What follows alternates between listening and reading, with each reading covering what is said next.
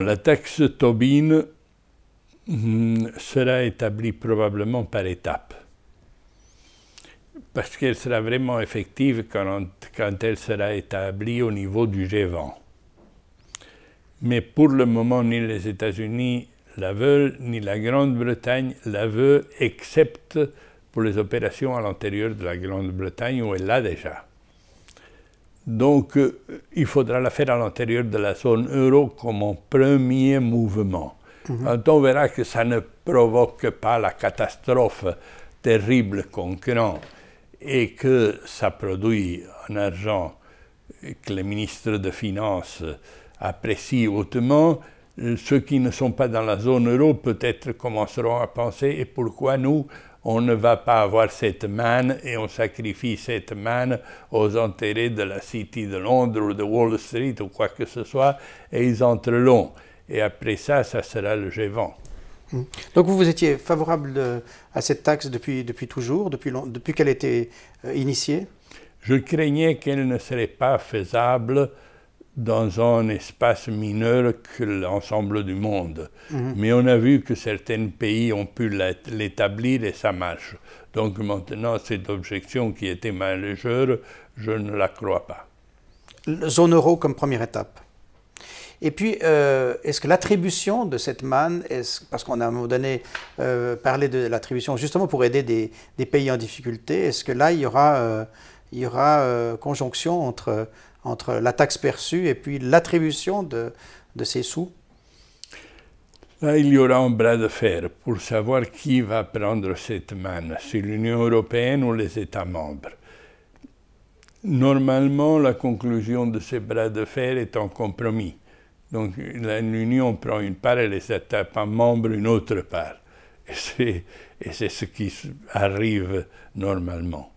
Mais la partie, disons, qui serait dévolue à l'Union européenne, est-ce qu'elle aurait justement une attribution définie, en particulier aide à des pays comme la Grèce actuellement?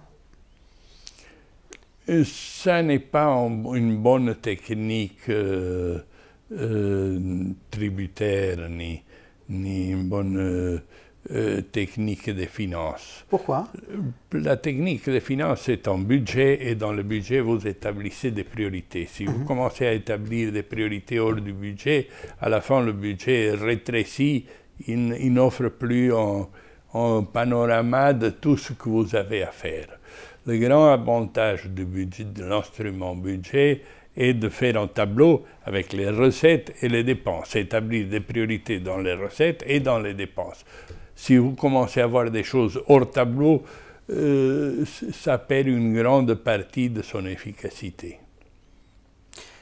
Donc on ne pourra pas imaginer la taxe Tobin comme une taxe de solidarité, comme elle a été au départ. Je crois qu'elle était perçue comme un peu la taxe de solidarité, perçue pour être redistribuée à des pays défavorisés ou à des zones défavorisées. Actuellement, ce sera plutôt une sorte de manne qui entre dans le budget général de l'Union. Si elle entre dans le budget général et elle est dépensée pour payer aux enfants des aliments dans les écoles, c'est une manifestation de la solidarité.